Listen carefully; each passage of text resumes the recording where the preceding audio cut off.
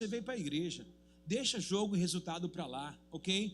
Então, já que veio para cá, mergulhe com a cabeça, corpo, alma e espírito nesse lugar. Hoje, o que Deus tem para nós, hoje, ainda, irmãos, meu Deus do céu. Irmãos, vai lá em Lucas 18, por favor, abra suas Bíblias, Lucas 18, e eu quero, se eu não estou enganado, colocar aqui o que vai acontecer hoje. Lucas 18, nós viemos caminhando, agora é a quarta mensagem de Lucas 18. Lucas 18, nós passamos pela viúva persistente. Quem veio a esse culto, por favor?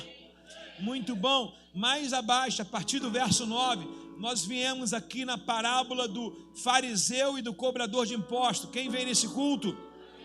Muito obrigado, ok? E nós temos também aqui, a partir do verso 18, a colocação da condição do jovem rico, em que chega para Jesus no último culto perguntando o que deveria fazer para a vida eterna.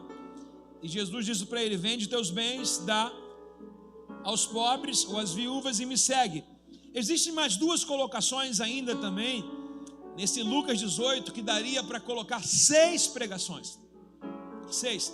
Existe quando Jesus ele fala com as crianças, ele ordena, porque foi impedido as crianças chegar até ele, e os discípulos tomam um carão dizendo: Jesus, deixai vir a mim os pequeninos. E também quando Jesus prediz, coloca aqui a sua morte e a sua ressurreição também, não muito aceita ou talvez não muito entendida pelos discípulos nesse momento. Lembrando então, tudo isso faz parte da pregação que nós iremos ouvi-las. Agora, Jesus agora na próxima pregação, ele está a caminho de Jerusalém. Eu já venho falando isso desde do versículo 1, das 4 pregações, dizendo, Jesus está na sua última viagem, lembra disso, né? Na última viagem, até com os leprosos, né? Está na última viagem, ele está indo a se entregar. E agora o texto diz, se você for olhar aí, no verso de número 31 do mesmo capítulo, está aí, Jesus prediz a sua morte e também a sua ressurreição. Então, ele está a caminho de Jerusalém. Agora ele vai passar por uma cidade que, para você entender, se você não lê os 3 evangelhos, como eu estou fazendo, juntando os 3 sinóticos, você vai entender como um só. Ele está passando por 2 cidades com o mesmo nome, a Jericó antiga e a Jericó nova. Alguém sabia disso, que existe 2 Jericó? Alguém sabia? Não? Para todo mundo uma só, né? Mas existe uma Jericó que foi construída por Herodes, e nós iremos ver o fundo da palavra, qual o motivo dessa outra Jericó. Faz parte isso, não é para mostrar que eu li, que eu sei, não, para você entender, porque um texto vai dizer que ele está saindo de Jericó, e outro texto vai dizer que ele está entrando. Um texto vai apontar um milagre, ele entrando em Jericó, e outro texto vai mostrar ele saindo. A gente fala, caramba, será que esses caras estão falando a mesma língua? O que é isso? Cada um fala o que é agora. Não, é porque tem uma Jericó que ele está saindo, e tem uma Jericó que ele está entrando, ok? É a nova Jericó. Vamos lá, Lucas capítulo 18, verso 35, por favor. Lucas 18, verso 35. Quem está com fome aí da palavra? Palavrada hoje, hein? Vamos lá. O nosso título de hoje é a capa de Bartimeu. Nosso título de hoje é a capa de... Está vendo como que eu separei ali a palavra Bartimeu? Bartimeu. Nós iremos aprender sobre isso aí também. E nós iremos enfatizar, do meio da mensagem para lá, o que nos restringe aqui a saber e completar a capa desse homem, chamado Bartimeu, o mendigo e também cego. A capa de Bartimeu, ok? Ou do Bartimeu. O primeiro tópico que nós iremos ler aqui é Lucas 18, verso 35, que nos diz assim, Lucas 18, verso 35, obrigado. Vamos lá. Quando Jesus se aproximava de Jericó, havia um mendigo cego sentado à beira do caminho. Então Jesus está aproximando de Jericó, ok? Havia um mendigo sentado à beira do caminho. Quantas riquezas o texto dá? Depois a gente volta aqui, vamos lá. Verso 36. Ao ouvir o barulho da multidão que passava, perguntou, o que está acontecendo? Disseram-lhe, Jesus de Nazaré está passando por aqui. Então começou a gritar, Jesus, filho de Davi, tem misericórdia de mim. Os que estavam mais à frente o repreendiam e ordenavam que ele se calasse. Mas ele gritava ainda mais alto e dizia novamente, filho de Davi, tem misericórdia de mim. Então Jesus parou, e ordenou que lhe trouxesse o homem, Quando aproximou-se dele, Jesus lhe perguntou: o que é que você quer que eu lhe faça? Entre aspas, ele disse: Senhor, eu quero ver, quero voltar a enxergar, quero ver novamente. Respondeu o homem. Jesus lhe disse: então receba a sua visão, a sua fé te curou. No mesmo instante, o homem passou a enxergar e seguia Jesus, louvando a Deus, e todos que presenciaram isso louvaram a Deus com ele. Palavra de Deus para a nossa vida, ela merece um glória, merece um aleluia, merece uma reverência. Amém. Bom, existe uma música, eu não sei, acho que é do Marcelo Nascimento: Jesus, filho de Davi, tenha compaixão de mim. Jesus, filho de Davi, atende o meu clamor, né? É muito linda essa canção, e ela conta justamente essa narrativa, né?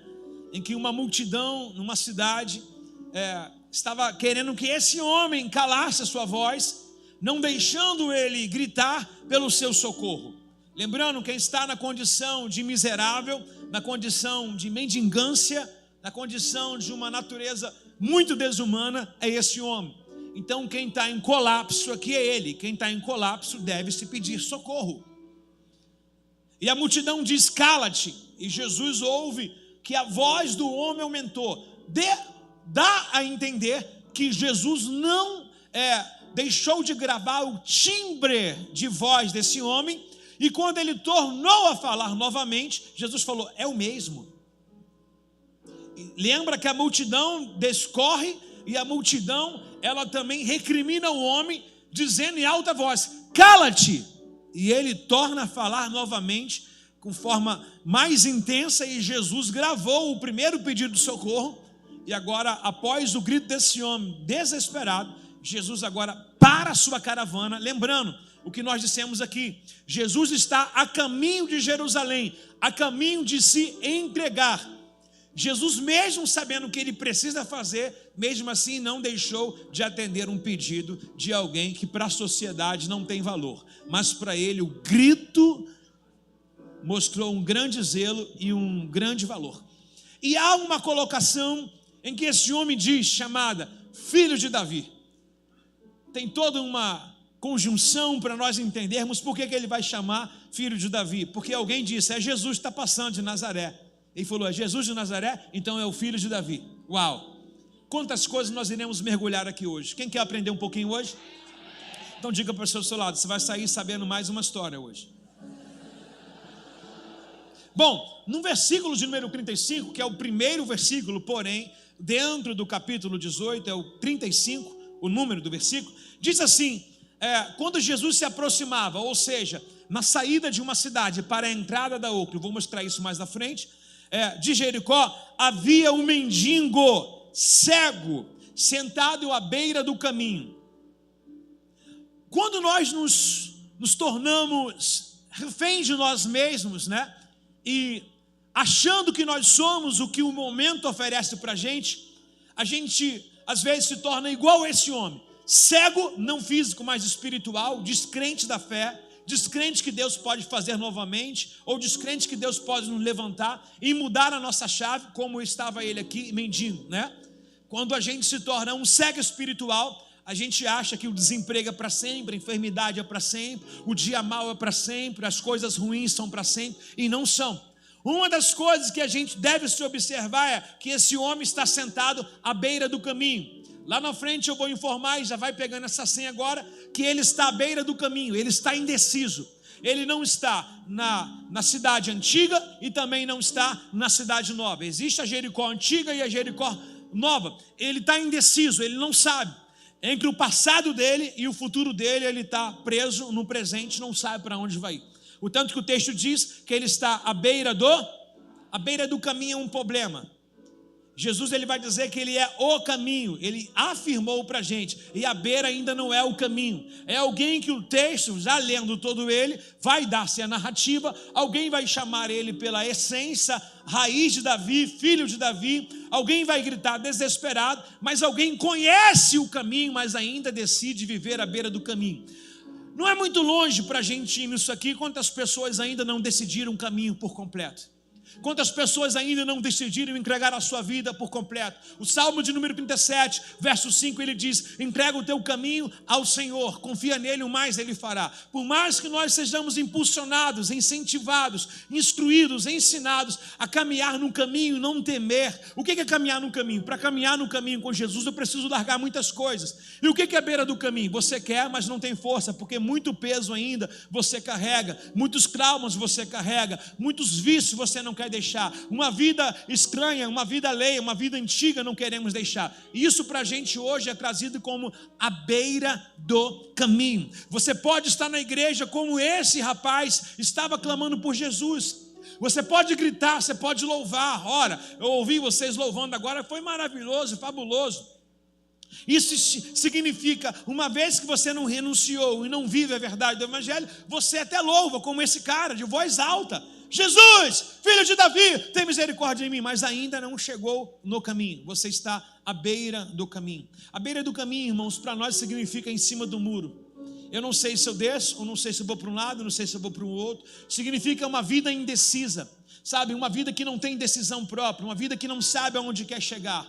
E o salmista ele vai colocar para a gente no Salmo 140, o verso de número 4, o perigo de estar na beira do caminho. Veja bem, Salmos de número 140, no verso de número 4, tem alguém comigo? Ó Senhor, protege-me das mãos dos perversos, guarda-me dos homens violentos, pois que me tramam, planejam contra mim. Ó, quando eu estou na beira do caminho, tudo aquilo que o inimigo planeja contra mim pode se tornar uma realidade. O inimigo pode ter facilidade, porque é como ele diz, né? Mateus 23, 23. Ó Jerusalém, quantas vezes eu quis juntar com uma galinha junto aos seus pintinhos debaixo das asas. O que ele está dizendo? Uma galinha, irmão, ele pegou um animal inofensivo, um animal que você pega ele com facilidade. Mas tenta uma águia pegar um pintinho quando a galinha está perto dele. Não pega. A galinha vira um falcão, meus irmãos. E Deus está dizendo assim: olha, quantas vezes vos quis juntar com uma galinha debaixo das suas asas. Eu sei, os pintinhos têm proteção quando eles estão debaixo das asas da galinha. E a mesma coisa, quando a gente começa a caminhar com Deus, mas começa a caminhar leal, irmão, 1000 cairão ao nosso lado, 10.000 cairão à nossa direita, mas nós não seremos atingidos. Quando nós caminhamos de verdade com Deus, meus irmãos, a gente é tomado de uma força, de uma disposição, de uma fé, porque a consciência está tranquila, a alma está entregue, então nossas vidas já estão na mão dele. É literalmente o hino da harpa: solta o cabo da nau, pronto. E o salmista vai colocar isso no verso 5, ó: os orgulhosos me preparam uma armadilha, estenderam uma rede e armaram cilada ao longo do... Exatamente, irmãos. Se nós estivermos somente à beira do caminho, ao longo do caminho e não no caminho, algumas ciladas da vida, algumas coisas que o inimigo quer fazer, ele vai conseguir. Porque se nós estivéssemos, meu irmão, no caminho, se nós estivéssemos somente à beira, nós nos tornamos alvo fácil dele. É como se estivesse brincando, sem compromisso, sem nada. Você não quer regra, você não tem doutrina, você não tem caminho para seguir, você vive quando der vontade eu vou, quando eu quero eu vou. Ou seja, se você vive condicionado a essa forma, acredite, o nosso querido mendigo que vai chamar na frente Bartimeu, ele parece muito com você. Talvez você tenha roupa, talvez você não pede dinheiro a ninguém, mas no que tange ao espiritual, a sua vida está uma pobreza para com Deus. Sua vida está uma pobreza, é o que o texto mostra para a gente. Então, qual é o convite que Deus tem para a gente? Entre no caminho. Entregar-se totalmente a Deus, irmãos, você não vai se arrepender nunca. Você vai se arrepender na vida de ter feito um negócio que você pensou que tinha lucro e não teve. Uma casa que você comprou, descobriu que tem um vizinho que não presta. Um carro que você comprou, que você descobriu que o carro tem um problema crônico, ok? Alguma coisa na vida, uma empresa que você olhou, meu irmão, e falou, poxa, eu quero ir para essa empresa, é o meu sonho, chegou lá, não era nada daquilo que eu estava pensando. Mas, irmãos, não há decepção para aqueles que acham a Deus. E o Senhor nos faz um convite: buscar-me-eis, encontrarei quando buscar de todo o vosso coração, e serei achado de vós, diz o Senhor. Entrar no caminho e ter convicção daquilo que Deus preparou para a nossa vida e tem na eternidade. Está comigo aí, não? Agora, o que nos mais traz aqui a remeter-se à palavra filho de Davi. No 3, você repete comigo, filho de Davi. 1, 2, 3. 1, 2, 3. 1, 2, 3.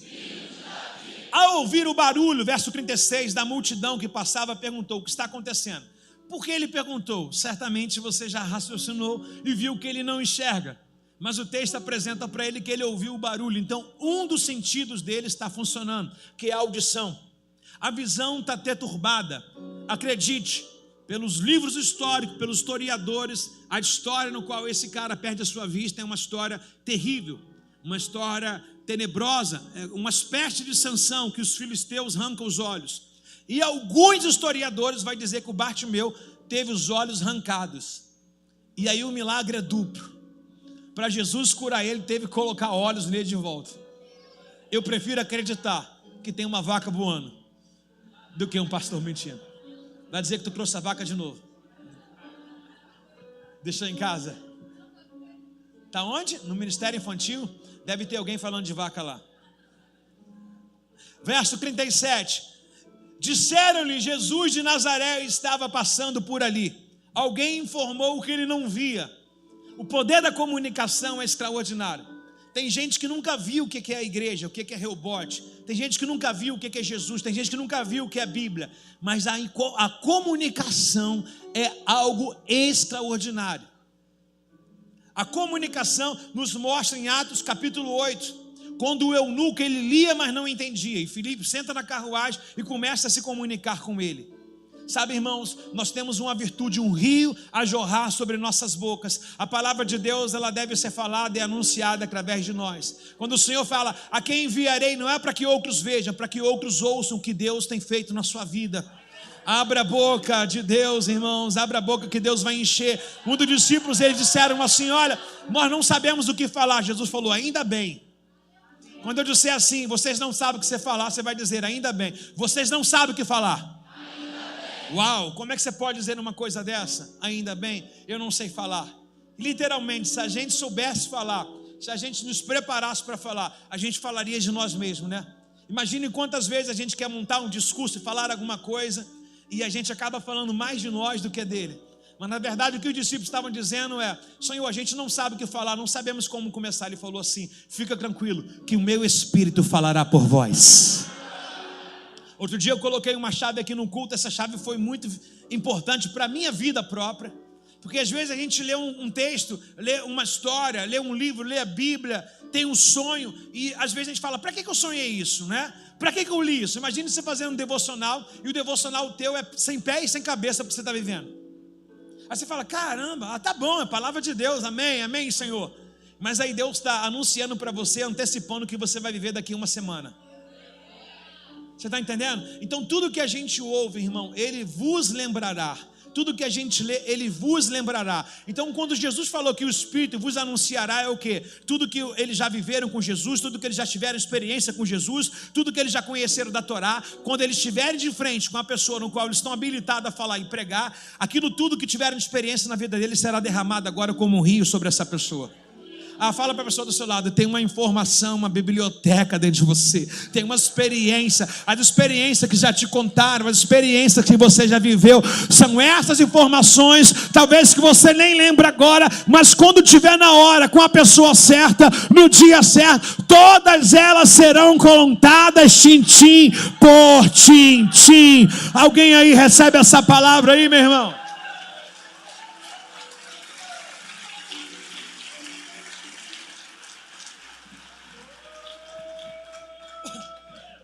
Então começou a gritar. Começou o quê? Uau, o que nos deixa apavorado, né? O que gente hoje fala assim: não vou para aquela igreja, só tem gritaria. Foi o que trouxe solução para um cara. Imagine se a gente ficasse ouvindo opiniões alheias, né? Então começou ao quê?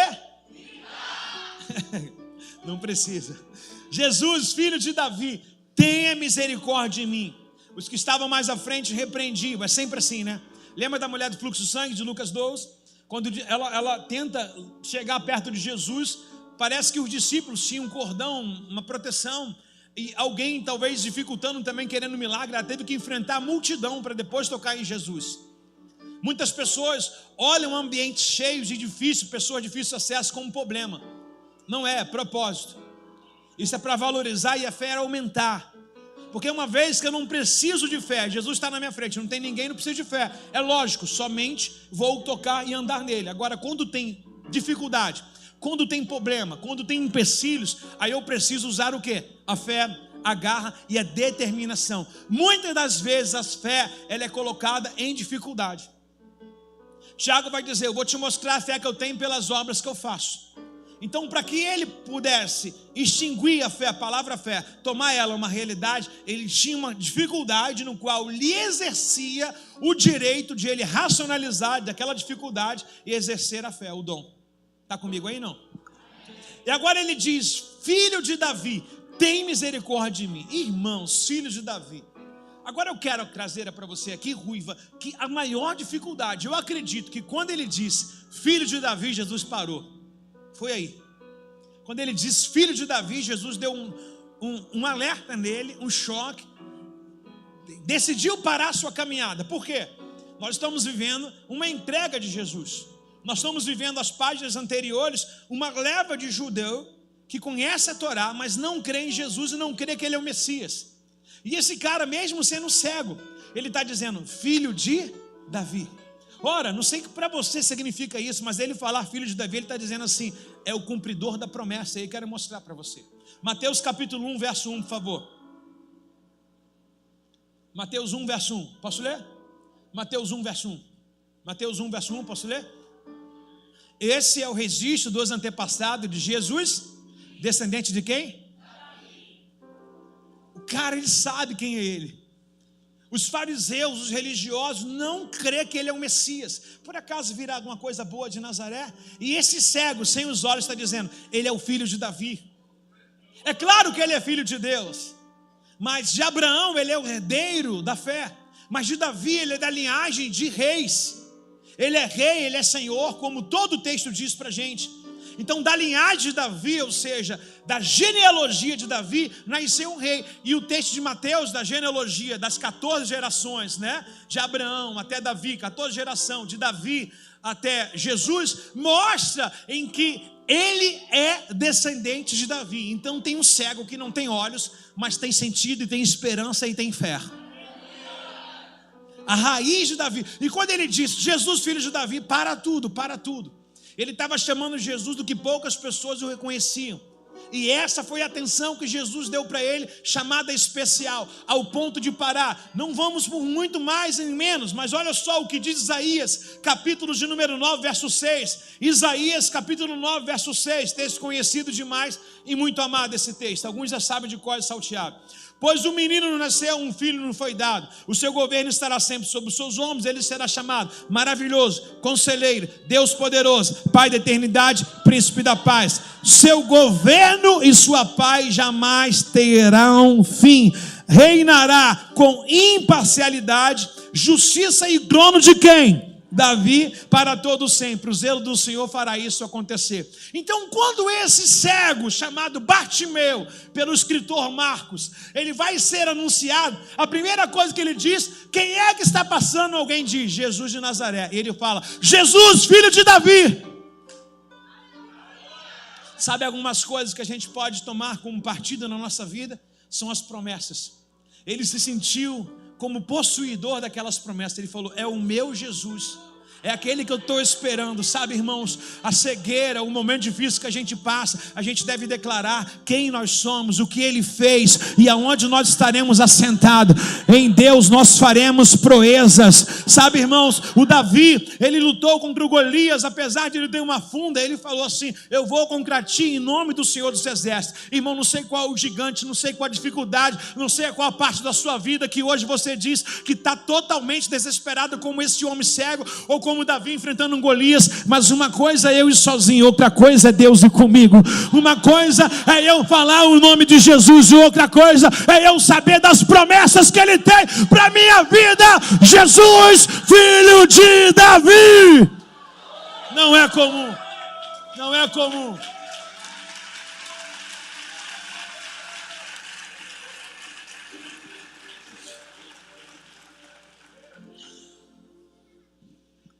Verso 37. Verso 37, por favor. Lucas 18. Verso 37. Lê para mim, irmãos. Disseram-lhe que era. E como ele começa a gritar no verso 38? Como ele começa a gritar no verso 38? Sabe o que ele está dizendo? Para uns é só Jesus, mais um. Até porque a palavra Jesus, Josué, é o mesmo significado, o mesmo nome. Então tinha outro Jesus também. Mas quando ele grita, mas ninguém é da descendência de Davi. Fala para essa pessoa do seu lado, você tem raiz, você tem chamado. Bota a mão no ombro dela e diga assim: Deus chamou você desde o ventre da sua mãe, seu cabeção. Quando ele diz Jesus, filho de Davi, ele está dizendo sobre promessa, descendência, trono. Então o que eu tenho para isso? Existe um trono, um lugar esperando cada um de nós. Ainda que a multidão não saiba discernir, ainda que pessoas pensem, aquele lá é Bíblia, aquele lá tudo é igreja. Não é só isso não, meu irmão. É raiz, é promessa. Ei! Alguém vai dizer, é Deus, que Deus é esse, que Jesus é filho de Davi.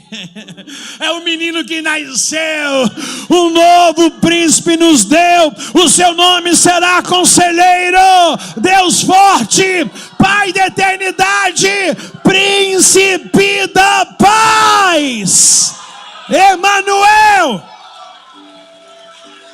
Grite no seu lugar, Emanuel. Grite no seu lugar, Emanuel. Então a colocação desse homem cego, porém ouvinte, perceptível o que está sendo falado. E isso também chama atenção para nós de uma seguinte colocação. E a colocação é essa, meus irmãos, que fazer a diferença basta a gente ouvir. Nós estamos num ambiente onde pessoas morrem e pessoas são avivadas. Por quê? Porque umas estão somente escutando, mas outras estão ouvindo. Nós precisamos ter um discernimento que há um clamor de Deus. A fé vem pelo ouvir e ouvir a palavra de Deus, irmãos. Hoje que você sai alimentado, que eu saio alimentado, que saiamos alimentados daqui, dizendo que nós temos promessa e a raiz nossa não nega.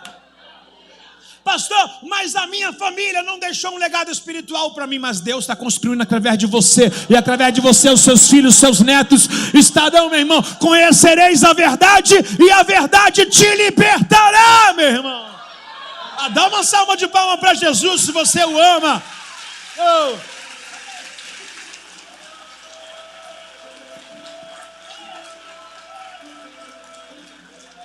Então Jesus, no verso 40, parou e ordenou que lhe trouxesse o homem. Quando ele se aproximou, Jesus perguntou: o que quer que eu faça? Tiago vai dizer que não recebe porque não pede direito. Esse homem tinha todo tipo de argumento para pedir alguma coisa antológica ao que ele está sofrendo.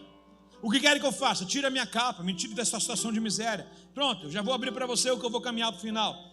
Aquele homem estava ali porque mataram o pai dele e também cegaram ele para que ele não pudesse reivindicar e também cometer assassinatos, ou seja, suscitar o nome do seu pai ou ter um desejo, um espírito de vingança. Então ele podia dizer assim: eu quero que meus inimigos morram. Ele podia falar isso. Mas ele pede para sair de uma situação de pobreza, uma situação que talvez para muitos traz muito conforto. Porque viver na dependência de alguém, ter um saláriozinho que alguém te paga, uma boquinha do governo, né? Ter alguma coisa assim, alguma coisa ilegítima ou talvez ilegítima que deixa você, sabe?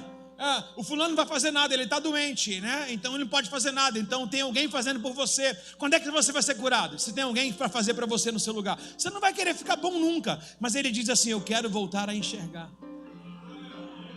No dia de hoje as pessoas estão tão sem noção que Jesus perguntasse: o que é que você quer? A pessoa cega fala: me dá um cão guia.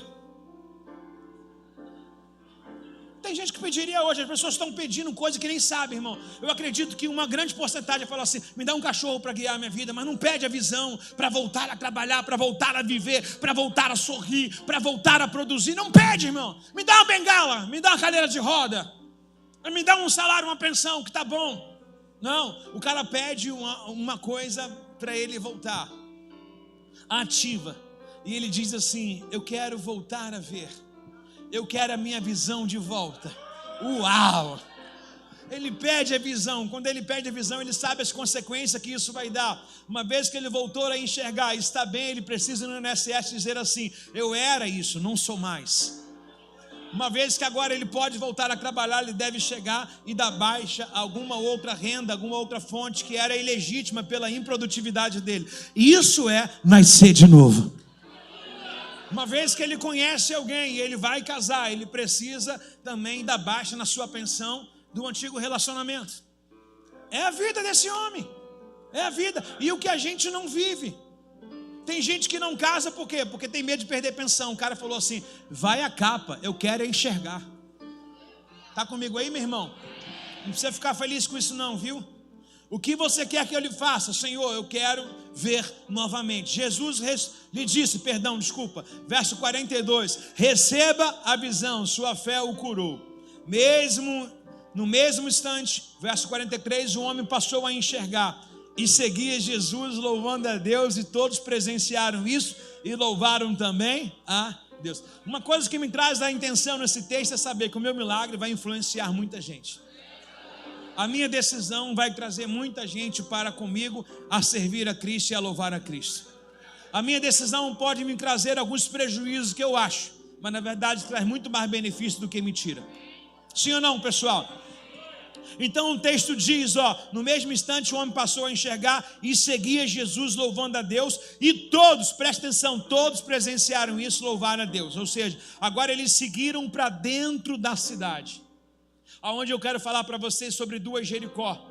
O Herodes, nos dias de Jesus, a partir do ano 1 de Cristo, ele construiu uma nova cidade devido a uma palavra de Josué.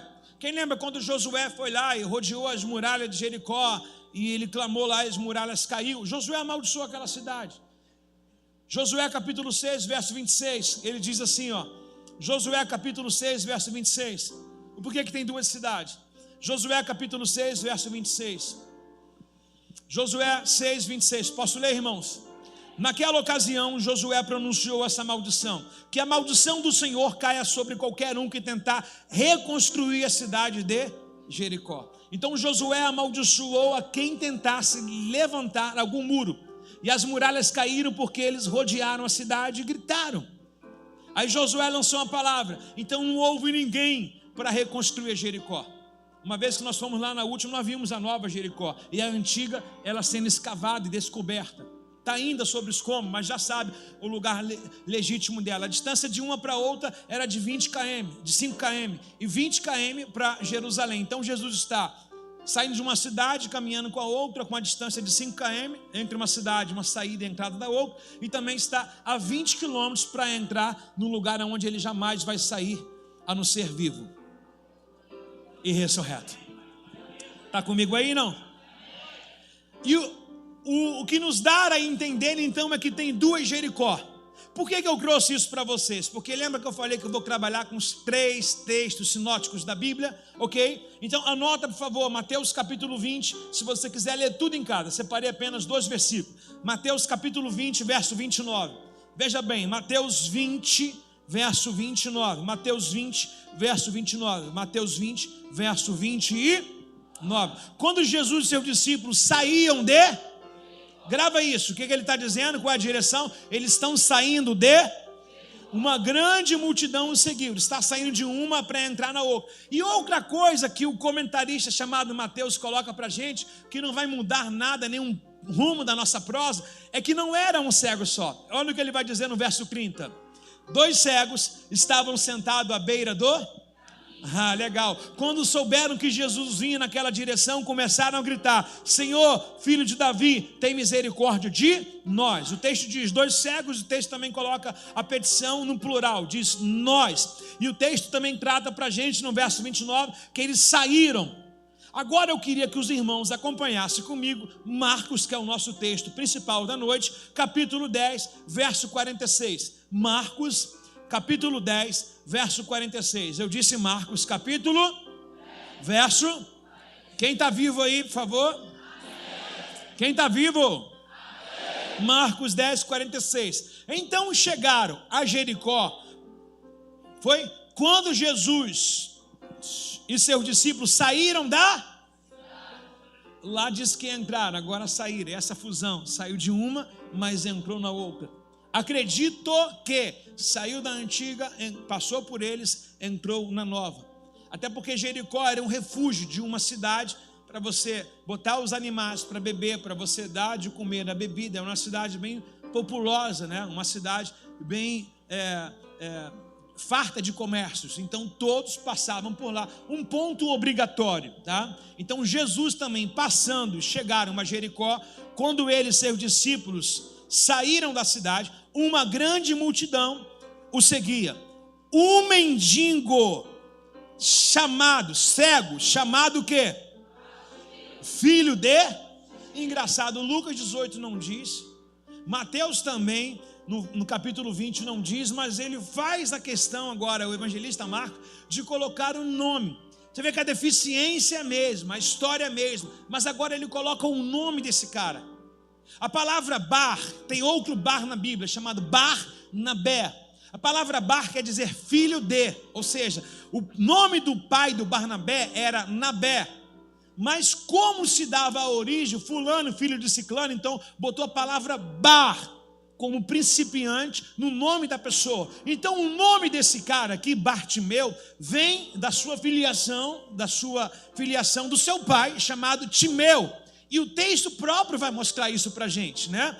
Um mendigo chamado Bartimeu, filho de quem?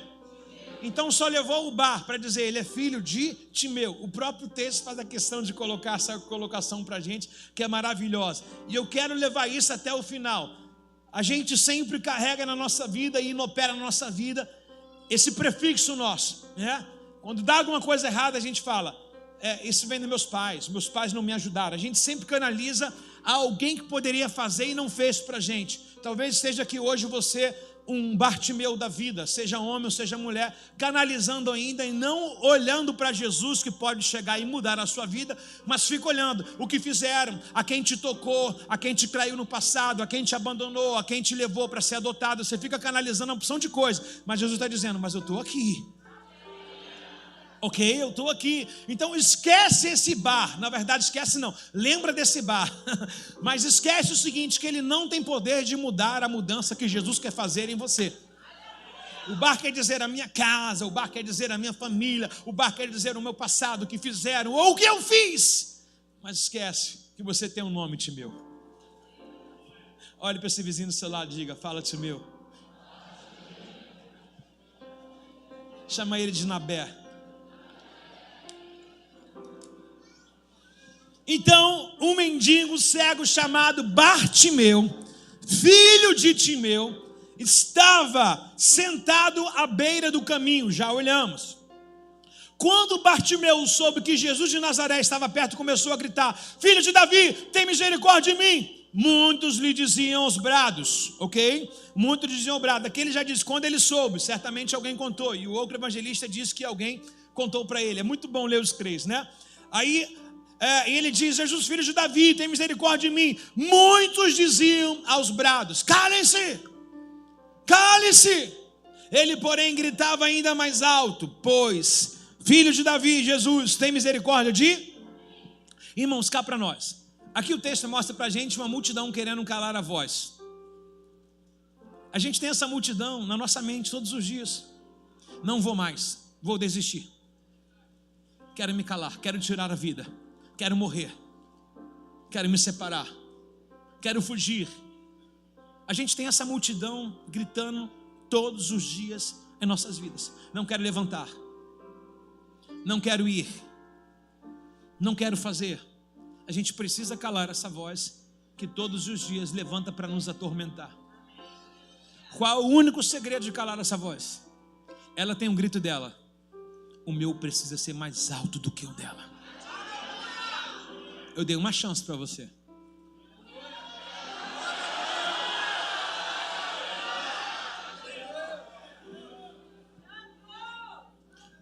A voz dizia: cale-se. Qual a voz que tem te rodado, te cirandado? Qual a voz que tem sondado você, a sua casa, os seus dias, as suas emoções, o seu físico, o seu espiritual, o seu sentimental? Qual a voz que tem dado uma ordem para você? Seja um vencedor, como um cego foi. Ele resolveu gritar mais alto do que aquilo que lhe dava direito de existir. A multidão dizia: cala-se. E ele gritou mais alto do que ela. O Golias disse: vou te matar. E Davi gritou mais alto do que Golias. Maior é o que está em nós. 1 São João, capítulo 4. Verso 4, do que o que está no mundo. Por muitas vezes a gente tampa a nossa boca, a gente freia a nossa boca, porque isso traz para a gente menos exposição. Não quero me expor, mas não se expor, o inimigo vai falar e você não vai falar. Ah, pastor, vou me calar porque Deus vai falar no meu lugar. Não, o texto mostra para a gente que tem lugares que é para gritar. Existem lugares que eu tenho que falar. Eclesiastes capítulo 3 diz que há tempo para todas as coisas, de falar e de calar. Tem alguns lugares que o falar é prata, mas o calar é diamante. Mas o texto mostra para a gente que mediante uma afronta dessa, de uma multidão, um turbilhão de informação, querendo me trazer morte, querendo atrofiar a minha vida, querendo matar os meus sonhos na minha mente, e essa multidão diz: você não vai conseguir, você não pode, você é fraco. Mais uma vez, olha aí, não disse, não duraria muito. Para essa multidão de vozes que não acrescenta nada, eu vou dizer: Jesus, filho de Davi, tem misericórdia de mim. Alguém pode dar um grito nessa noite, pelo amor de Deus, meu irmão?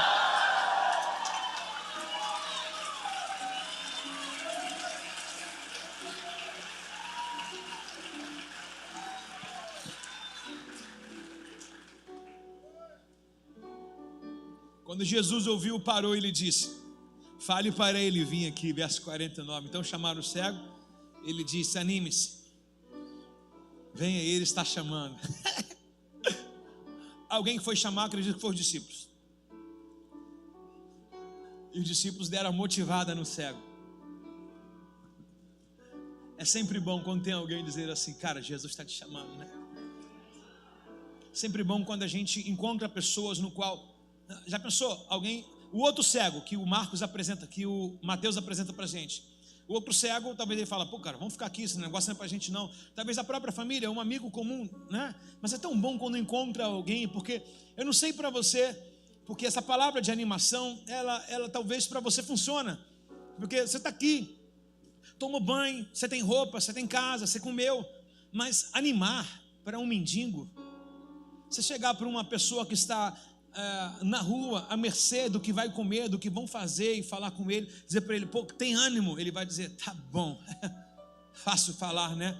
Então alguém chega para esse mendigo e fala: anime-se. Cara, como é bom. O que eles estão dizendo para ele? Anime-se. Cara, se esforça, eu sei que está difícil para você. Eu sei que você está aí há muito tempo, eu sei que você não enxerga, eu sei que você não toma banho há dias, eu sei que você não come há muito tempo, eu sei que você perdeu o seu lar, perdeu sua identidade, a sua casa. Cara, mas tem uma esperança para você à frente. Você entende essa questão, cara? Tem alguém do seu lado aí? A Bíblia diz: uma ou outra te ajudou e o próximo disse: esforça-te. Dá uma empurrada em alguém e fala: esforça-te, cara.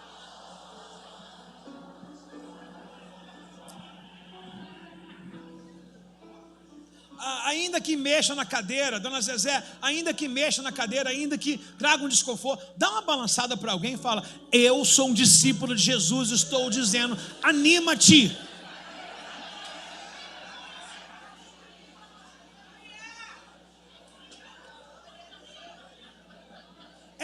gostoso, irmãos. Mas é tão gostoso quando alguém conhece a minha fraqueza, né?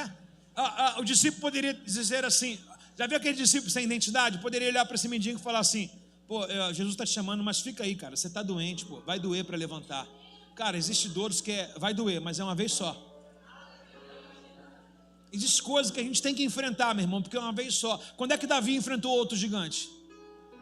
Os discípulos de Davi que enfrentaram, ele mesmo não. Então, quando a gente decide romper, ainda que doa, ainda que seja um movimento que a gente nunca fez, ainda que seja algo inédito, mas é uma vez só, para definir quem eu serei depois dessa dor.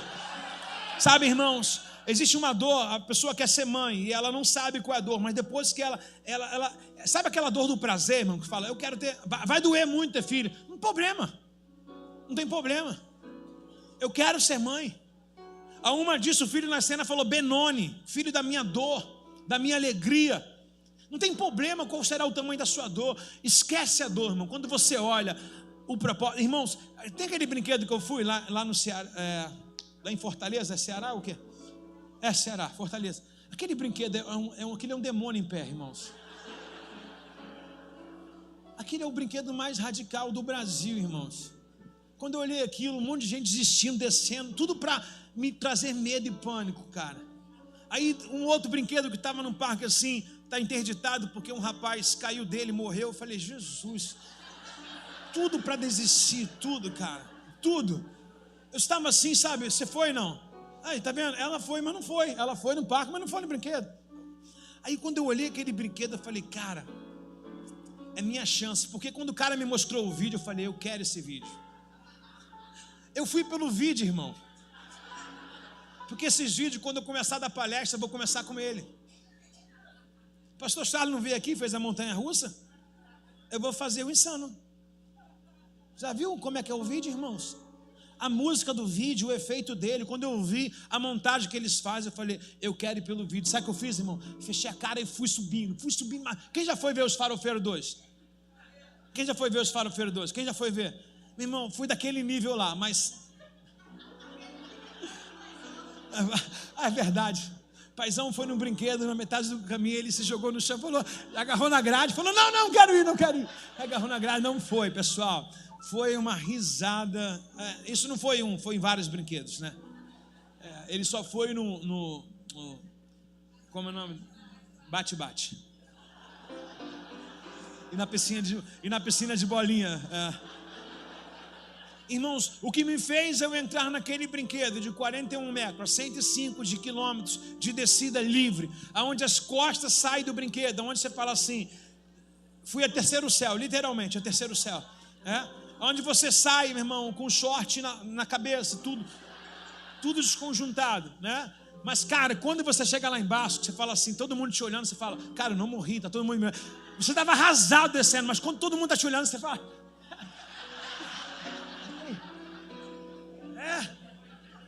Sabe por que a maioria que está lá não tem coragem de ir, está vendo a reação para tomar força, para tomar coragem de ir. Então quando eu desci, eu falei, vou encorajar outros. Cara, muito da hora, irmão. Facinho, né? Arrumando a roupa, tudo e tal. Facinho. Mas quando o cara, antes de eu ir, quando o cara me mostrou o vídeo, eu falei, cara, eu vou. Eu não sei qual é a tua motivação, mas a minha foi o vídeo. Eu falei, eu quero esse vídeo que eu vou mostrar para meus netos. Vou mostrar, vou começar a dar umas palestras e vou mostrar o vídeo motivacional, entendeu? E vou trazer uma história em cima disso. E eu fui pelo vídeo. E o vídeo era pago.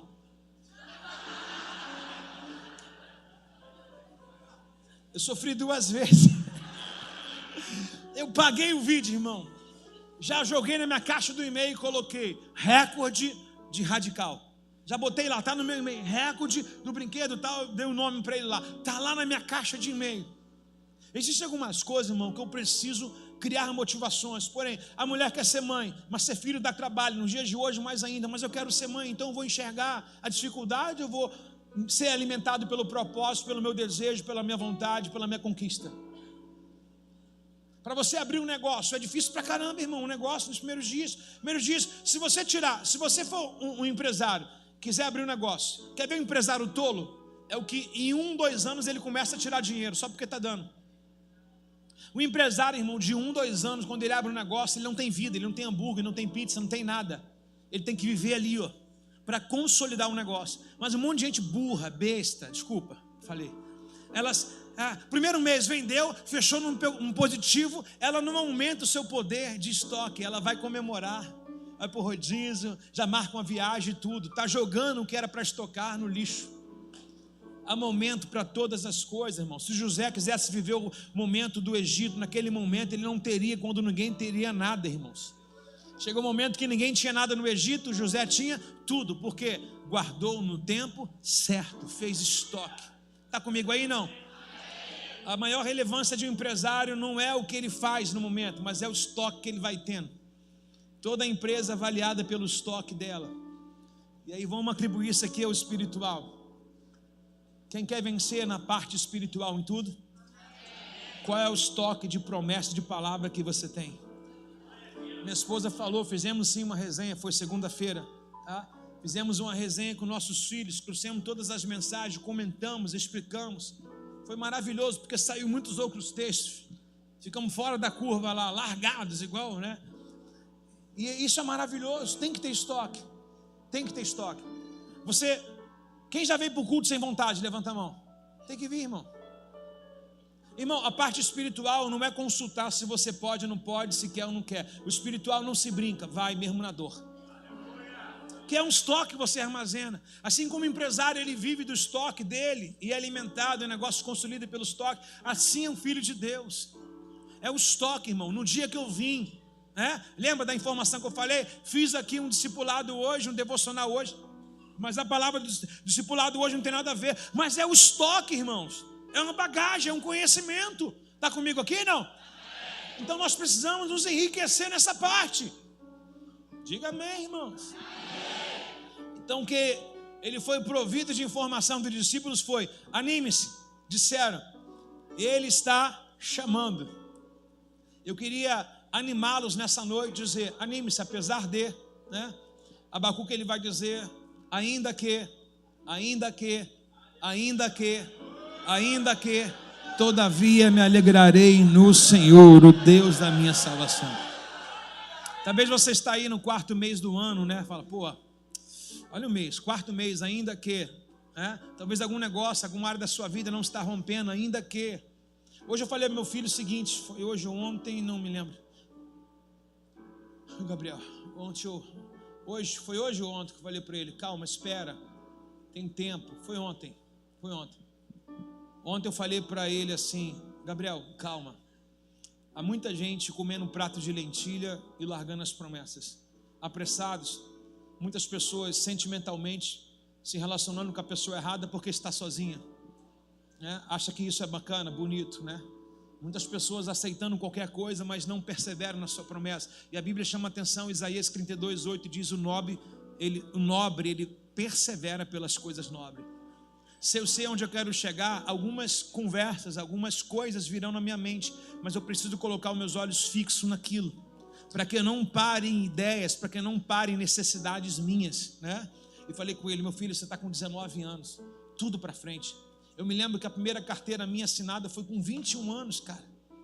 Imagine, 2 anos ele pode ficar em casa, está fazendo a faculdade, está misturada, física e EAD, e presencial, algumas coisas. Aí de repente fala, caraca, não estou ativo no mercado ainda. Calma, cara. Lembra o Salmo 126? Quem sai andando e plantando a preciosa semente. O tempo do plantio ninguém vê o que você está fazendo.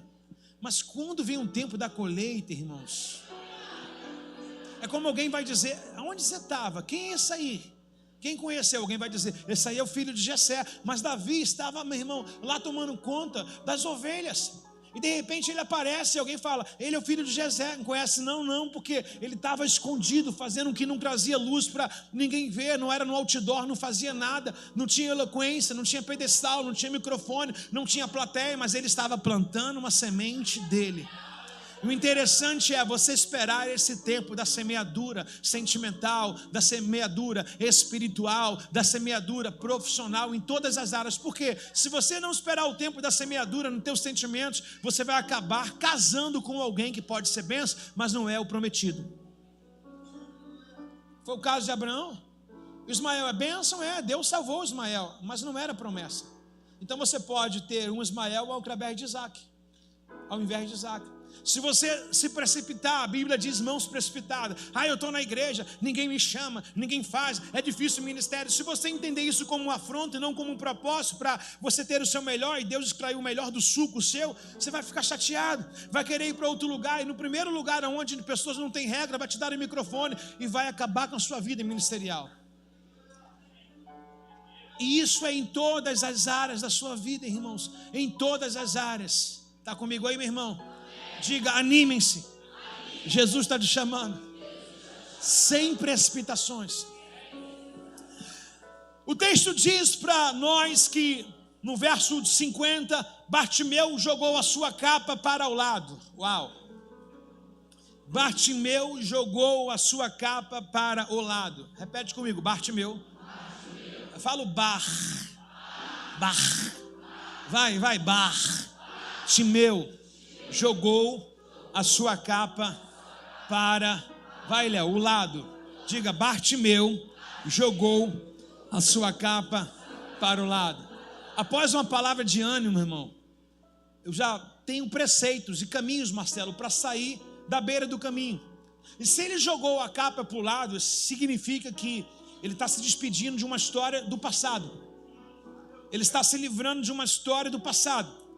E após eu me livrar do passado, não tem como eu ficar mais lançado em terra. Olha o que o texto completo que ele vai fazer. Ele vai dar Por que às vezes eu não consigo dar um salto na minha vida, um upgrade na minha vida? Porque ainda a capa do passado me prende. Ainda algumas colocações do passado me prende. Eu posso andar, mas posso ser aleijado. Eu posso enxergar com os olhos, mas posso ser cego. Não é assim que o Eliseu trata. O Senhor abre os olhos dele para que ele veja. Ele estava com os olhos abertos, mas ele não enxergava a amplitude do que Deus tinha para a vida dele. Não conseguia enxergar o mundo espiritual. Ele via as guerras físicas, mas não via as guerras espirituais. Ele via mais os problemas do que a solução. E agora esse homem lança a capa de lado e levantou e deu um salto e foi até Jesus. Em momento nenhum o texto mostra que ele é paraplégico, tetraplégico, não. Mas o texto diz que ele era mendigo, e a posição de mendigo é ficar cabisbaixo, sentado, olhando para cima, ao invés de estar em pé, olhando olho a olho fixo, não, mas olhava as pessoas com inferioridade. Como é que alguém na rua lhe pede esmola? Ela te olha muito superior, mais do que ela. E esse mendigo agora, ele desfaz da capa. Talvez para você a capa não significa muita coisa, mas sim, ele abandonou as suas limitações e entregou-se total a Deus. A capa dizia que ele era limitado. A capa era uma vestimenta de um morador de rua. Como é que você detecta um morador de rua hoje, nos dias de hoje? O que ele leva debaixo do braço? Literalmente, às vezes, uma coberta, um papelão. Você tem ali como detectar que ele é um morador de rua. A ausência de banho, a quantidade de sujeira, isso tudo ele tinha. Mas o que ele precisava de abandonar de imediato, ele abandonou. Ele disse, eu não quero mais essa limitação. Entregou e foi totalmente para Jesus. Foi curado ainda? Não. Mas ele mostrou o que ele queria. Mesmo antes de receber a visão, ele já disse, ainda que eu não seja curado, ou ainda que eu não fui curado, o meu passado pela minha consciência, só porque ele me chamou, já não tem mais poder sobre a minha vida. Diga bem alto, lança a capa. Então ele abandonou as suas limitações. A capa, irmão, também nos dá uma certa proteção. Por exemplo, um tempo de chuva, um tempo de frio, o que o morador de rua faz? Ele se cobre com papelão embaixo e em cima, ou com cobertor. Faz os dois. Por muitas vezes, irmãos, trazendo para o espiritual, a capa está aí, ó. Pessoas que não estão cobertas de papelão, pessoas que não estão com seu cobertor, mas pessoas que estão com suas feridas, que ainda não cicatrizaram, porque não quer deixar ninguém mexer. Uma ferida, meu irmão, só cicatriza quando eu tiro a capa dela. Quando eu tiro literalmente aquele machucado que cicatrizou, que está com uma proteção em cima, somente, como dá o nome, com a casca em cima. Mas dentro dele há vidros, dentro deles ainda há inflamação, e está inflamando, eu sinto dor no meu corpo todo, mas eu não quero deixar ninguém tocar nisso. E esse mendigo, chamado Bartimeu, dá uma lição para a gente, dizendo, eu preciso me expor, Ele dá uma lição dizendo: eu preciso deixar Jesus me acessar. Eu preciso deixar Jesus me curar por completo. É certo que nós estamos aqui, irmãos, dá uma olhada na igreja, 360 graus. Não tem uma cadeira vazia. Não tem uma cadeira vazia. Agora você imagina se a gente pudesse chamar uma a uma aqui para cada um dizer a sua história. Você imagina, sem medo de errar 10 mil, etc e tal. Você imagina se nós chamássemos aqui pessoas, pelo menos chamar a família para dizer como é que é a sua história de vida. Chamasse o casal para dizer o que eles já passaram, o jovem, o que ele já fez. Você imagina o que nós teríamos aqui? Nós teríamos histórias terríveis, no qual nos agregaria aqui muitos choros e muitas emoções aqui. A capa, irmãos, são esse tipo de pessoas que vêm para cá, sorri no louvor, mas depois volta a ficar triste de novo. Você vê, você fala, cara, a pessoa é temperamental. Não é, meus irmãos, não é. É que ela tem uma dor, que ela sorri aqui, mas o pus está dentro da carne. Se não tirar, não vai achar o caco de vidro, não vai achar o ferrão do animal, aí fica aqui. Porque, irmãos, a gente, na verdade, queremos nos intitularizar melhor do que os outros. Nós entramos aqui, o casamento está ruim, mas não procura ninguém, acha que não é legal. Olha, os discípulos foram até Jesus, foram até o mendigo e falaram: Jesus está te chamando. E a gente não permite que as pessoas entrem, porque a gente não quer expor. Claro que eu também sou a favor de você não expor para a multidão, mas pelo menos para Jesus, né? Pelo menos para Jesus. O pastor às vezes faz convite: pessoal, você que se encaixou com essa palavra, vem até o altar aqui. E as pessoas ignoram isso. A maioria não, mas uma minoria. E talvez o que me preocupa é, talvez quem está vindo nem está precisando, mas quem está precisando está ficando no seu lugar paralisado, ainda como um mendigo espiritual, não querendo lançar sua capa, sabe? Sabe o que a mulher do fluxo de sangue diz? Se tão somente eu te tocar. Ela tinha uma dificuldade, multidão. O mendigo tinha uma dificuldade de cegueira. Então, sobre dificuldade, a gente não tem parâmetro nenhum para você não enfrentar. Lançando a capa, ele foi, deu um salto e seguiu até Jesus. A capa também nos mostra que ele tinha uma deficiência. Repete comigo: deficiência não é insuficiência. A gente não pode confundir as duas palavras, colocações. Insuficiência, não tenho possibilidade nenhuma, recurso nenhum, não tem jeito nenhum, não tem mais nada para mim, não. Deficiências são limitações, mas elas podem ser quebradas. Estou diante de uma fisioterapeuta. Se você tiver qualquer um tipo de trauma, seja muscular, seja qualquer um problema nos seus membros, a fisioterapeuta, ele faz você voltar novamente a caminhar. Isso significa, você tem uma deficiência, mas através de uma pessoa habilidosa, você não se torna insuficiente, você é suficiente. Então não confunda, irmãos, não confunda a sua dor com a sua insuficiência. Você é suficiente, sim. Talvez ele poderia chegar e falar assim: poxa, eu estou aqui paradão, né? Estou aqui cheio de dor. Poxa, eu estou aqui deficiente, como o texto apresenta para a gente. É um visual, mas é. Eu estou aqui deficiente, eu não vou buscar Jesus. Não, irmãos. O texto mostra para a gente que ele deu um salto, ele gritou. Então pare de falar que você é insuficiente. Eu não vou porque eu não tenho dinheiro. Eu não vou porque ninguém me procurou. Para de terceirizar o que é para você. Diga para a pessoa carinhosamente do seu lado, fala: você pode até ser um deficiente, lhe faltando algumas coisas, ou em falta de alguma coisa, mas Deus colocou em você suficiência. Amém? A capa também era um estado claro.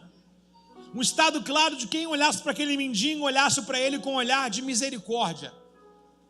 O que a gente detecta aqui? Falei minutos atrás, como é que a gente detecta aqui um gari? Gari geralmente é uma roupa ainda coral? É coral. Como é que a gente detecta aqui alguém da marinha? Geralmente vai estar trajado de quê? Como é que a gente detecta aqui, vamos lá, um exército? Uma roupa camuflada. Como é que você detecta um médico? Então, meu irmão, comportamentos de crente também são detectados pela roupa. Sim ou não? A roupa também diz muito quem eu sou. Verdade, eu não falo de etiqueta não, irmão. Não é etiqueta. Roupa, modo de se vestir. E o modo desse mendigo mostrava quem ele era. Todo mundo que olhasse para ele tinha uma descrição. E aí vai ser mais prático para a gente ainda. Por quê? Porque já que você ouviu falar desde o começo lá, em que o seu pai era um militante de Roma e decidiu mais não romper, e depois foram os romanos cobrar impostos, e aí deu essa guerra. Diz os historiadores que seu pai morreu crucificado. E aí, para que ele não vingasse a morte de seu pai, foi-lhe arrancado os olhos, ou lhe ferido os olhos. Só que ele tinha que andar com essa roupa. E havia uma descrição nessa roupa, dada por Roma, um nome, uma letra, um símbolo, em que detectava que ele tinha permissão para mendigar. É como um camelô. Um camelô no centro de Bangu, ele tem uma carteira que ele pode estar lá, não é mendigância, ok? Trabalhando naquele lugar. É como alguém habilitado, que tem a sua carteira de habilitação, que dá o direito da pessoa dirigir. A mesma coisa, esse mendigo também, ele tinha uma descrição na sua vestimenta, que ele era um pobre coitado, e que era um mendigo que deveria mendigar a vida inteira. Então ele estava caracterizado. Motivos dele largar a capa: eu não sou o que falaram de mim. Eu não sou quem disseram que eu sou. Eu não sou o que colocaram em mim. Você está começando a entender aí? Tem alguém entendendo? Diga: eu não sou o que disseram a meu respeito. Diga: eu sou o que a Bíblia diz que eu sou. Eu tenho o que a Bíblia diz que eu tenho. Eu posso todas as coisas naquele que me fortalece.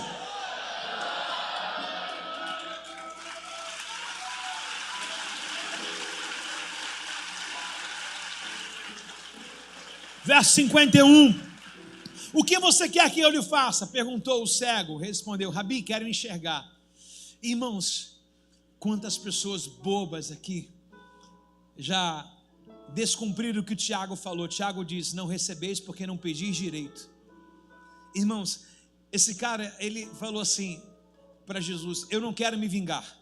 Quando ele diz não quero me vingar, ele sabe que era um direito dele de se tornar homem de novo, valente, e vingar a morte do pai. A pessoa, você, poxa, viu teu pai morrer cruelmente? Talvez um filho aqui, você viu, pai, um filho morrer de forma cruel, e o teu desejo é matar um assassino. E a Bíblia diz: quem tocar em Caim será condenado 7 vezes pior. Aí o homem, no momento em que ele pode despejar a raiva, ele alcança a misericórdia. Por quê? Porque quem encontra Jesus não tem mais sentimento de raiva. Quem encontra Jesus de verdade não tem mais ranço, irmãos. Não tem. A velha criatura morreu e a nova foi levantada em Cristo Jesus. Eu posso ouvir um amém, irmãos? Ele disse: não quero vingança, não quero mendigar.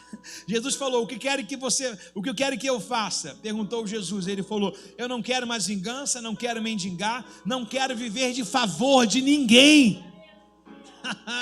Não quero viver de favor de ninguém. O que você quer? Eu quero enxergar. Que ele está dizendo: eu quero voltar a produzir, eu quero voltar a trabalhar, eu quero voltar a construir, eu quero ver, eu quero promover os meus recursos. Sabe, irmãos, hoje a gente vive com essa palavra dondoquinha, né?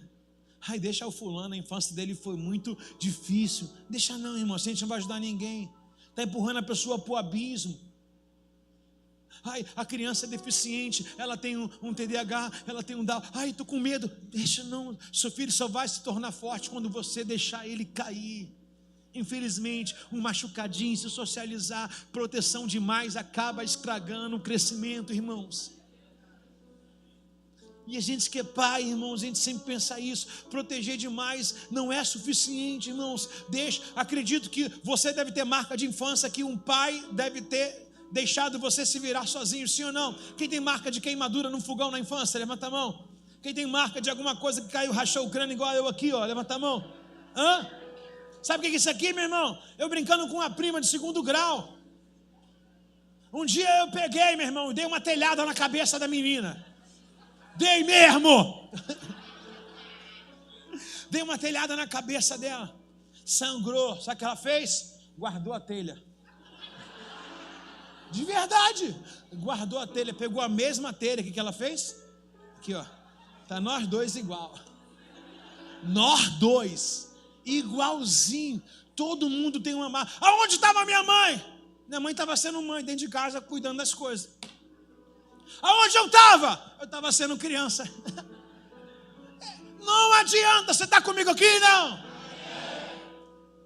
Sabe onde é que nossos filhos se sentem mais protegidos? Na nossa ausência. Porque dentro deles vem aquela coisa da autoproteção, que eles têm instinto.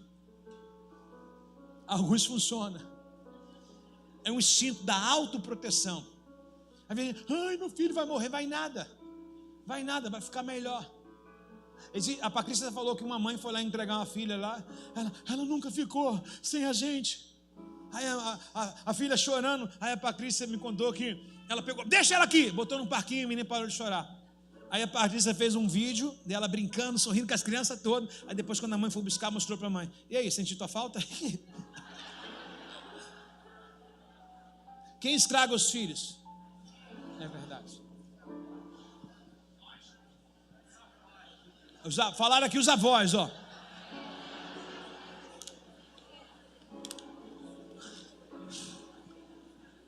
Falaram os avós.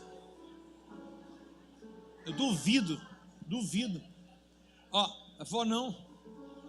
O pai e a mãe não deixam brincar na terra. Na casa do vô, pode brincar. Pega a minhoca. Pega a minhoca.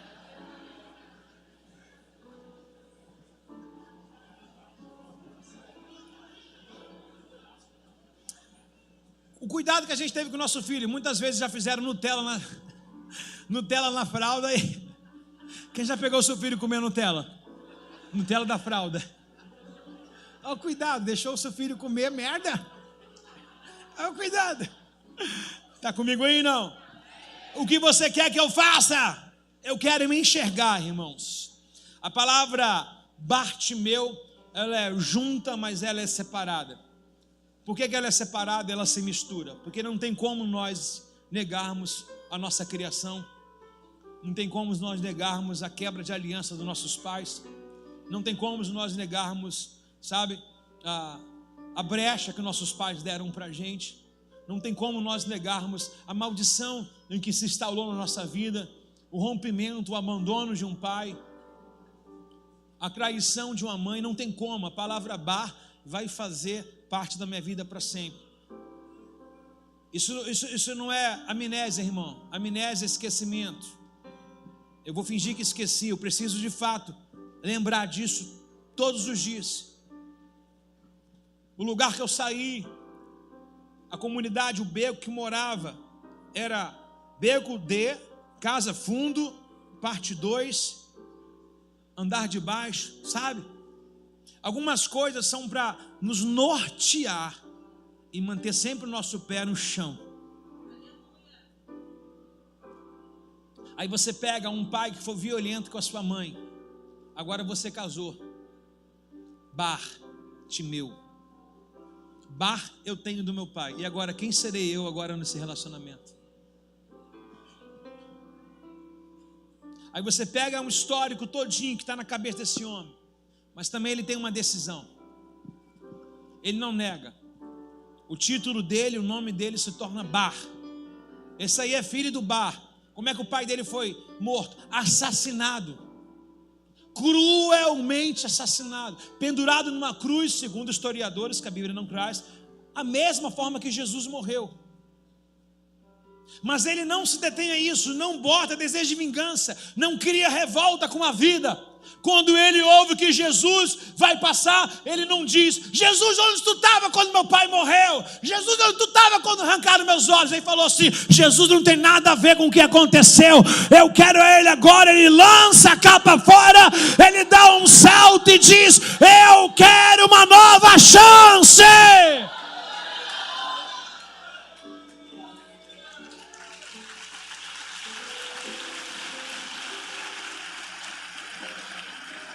Verso 52, vá, pois a sua fé te curou. No mesmo instante o homem passou a ver e seguia Jesus pelo...